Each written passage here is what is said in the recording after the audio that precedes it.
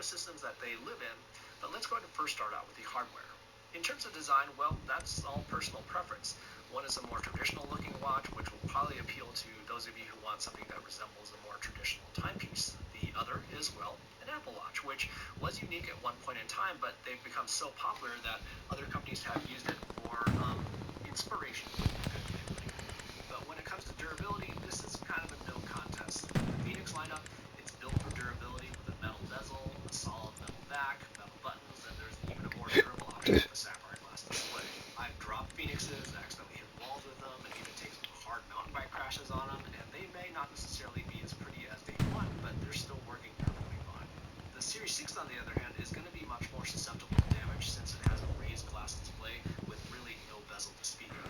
And just like all the watches I wear, I've accidentally dropped them, I've banged them up against walls, just all the normal stuff that happens in my day.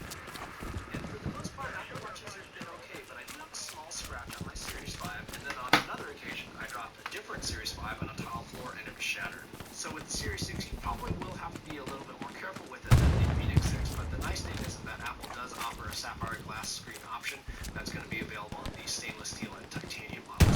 And then in terms of water resistance, the Series 6 is water resistant down to 50 meters, and then the Phoenix 6 doubles that to 100 meters. And now would probably be a good time to talk about price. The base level Series 6 comes in much less than the base level Series 6.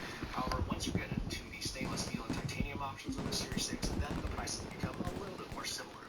And then the Phoenix 6 just comes in 3 different size options, and then the Series 6 comes in 2 different size options. So you should be able to find a size that's going to work right with you.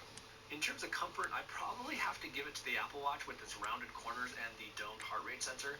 The Phoenixes are a smidge heavier overall, and I wouldn't call them uncomfortable by any means, but I think the Apple Watches are just a little bit more comfortable.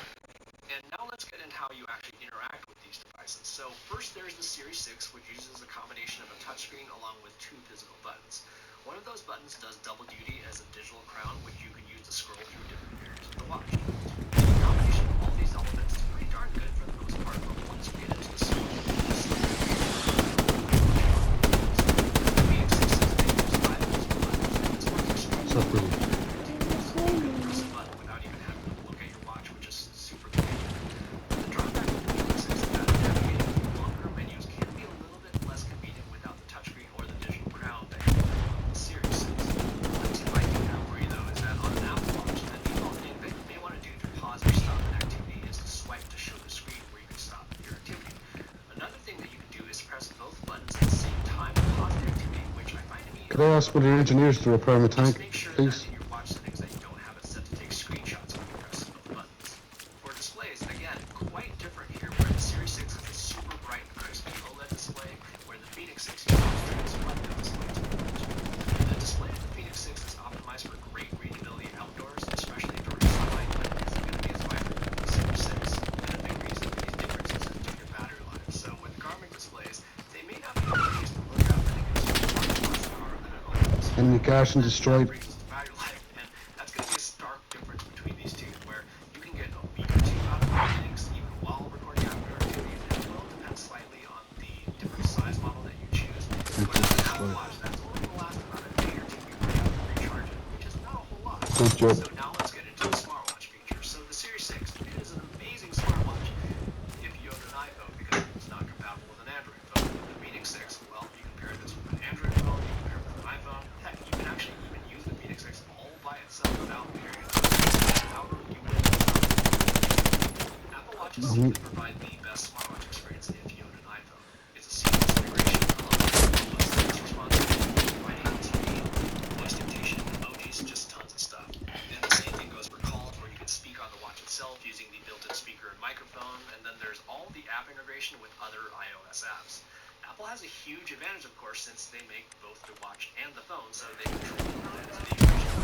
The Phoenix 6, the call and text functionality will depend on which phone you have. So if you're on an iPhone, you'll be able to receive all the notifications with all the notifications. However, if you're on an Android phone, you'll be able to reply to the predefined responses that you set up in Garmin. And the reason that you can't reply to text on a Garmin device right away is Apple doesn't Garmin downloads this functionality.